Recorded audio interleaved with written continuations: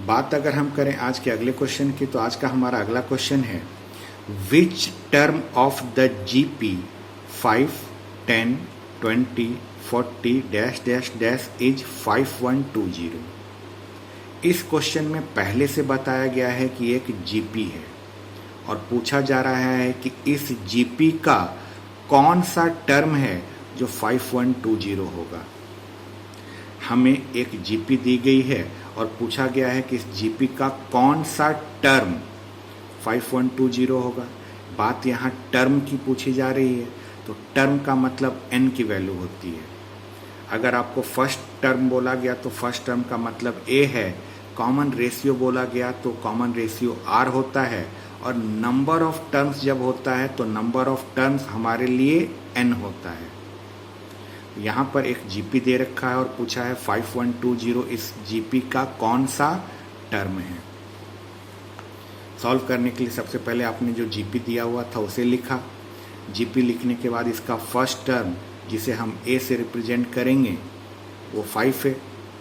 बात आती है कॉमन रेशियो की, तो कॉमन रेशियो r से रिप्रेजेंट होता है और इसे सॉल्व करके निकाल के दिखाना पड़ता है। कैसे सॉल्व करते हैं? सेकंड टर्म में से फर्स्ट टर्म को डिवाइड बस करना है। सेकंड टर्म में जब आपने फर्स्ट टर्म को डिवाइड किया तो यहाँ पर वैल्यू 2 आ गई। देखिए आपको a की वैल्यू पता है, r की वैल्यू पता है। पूछा गया है कि 5120 इस जीपी का कौन सा टर्म है, तो हमने क्या किया, लेट कर लिया कि let the nth term be 5120। अगर nth टर्म 5120 है तो इसका मतलब कि a n की वैल्यू 5120 है, और a n का फॉर्मूला जीपी में a r की पावर n-1 होता है। अब इस a n की जगह पर मेरा 5120 है, a की जगह पर मेरा 5 है, r की जगह पर 2 है। सारी वैल्यू को पुट करने के बाद इसे अब आपको सॉल्व करना है। सॉल्व करते समय ध्यान से सॉल्व करिएगा।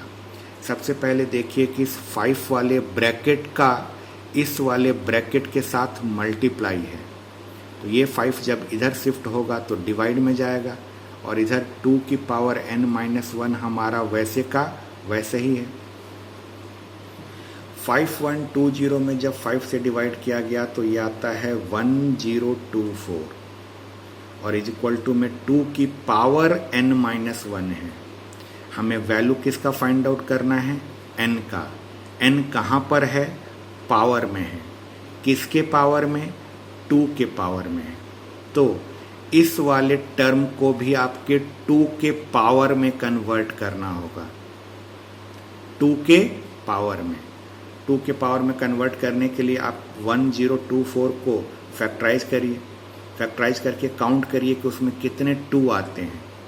1024 को रफ में जब आप फैक्टराइज करके देखेंगे तो इसमें 10 बार 2 आएगा, यानी ये 1024 और कुछ नहीं 2 की पावर 10 है।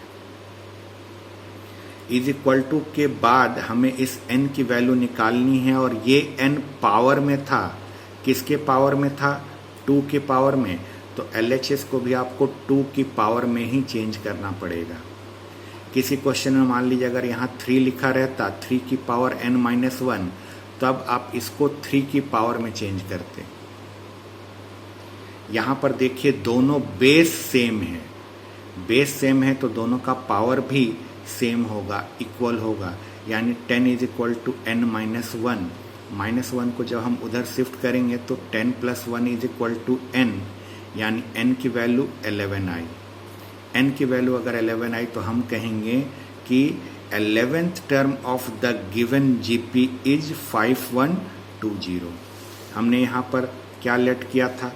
nth टर्म को 5120 लेट किया था, और सॉल्व करके हमने n की वैल्यू निकाली थी 11, यानी इस जीपी का 11th टर्म जो है वो है 5120।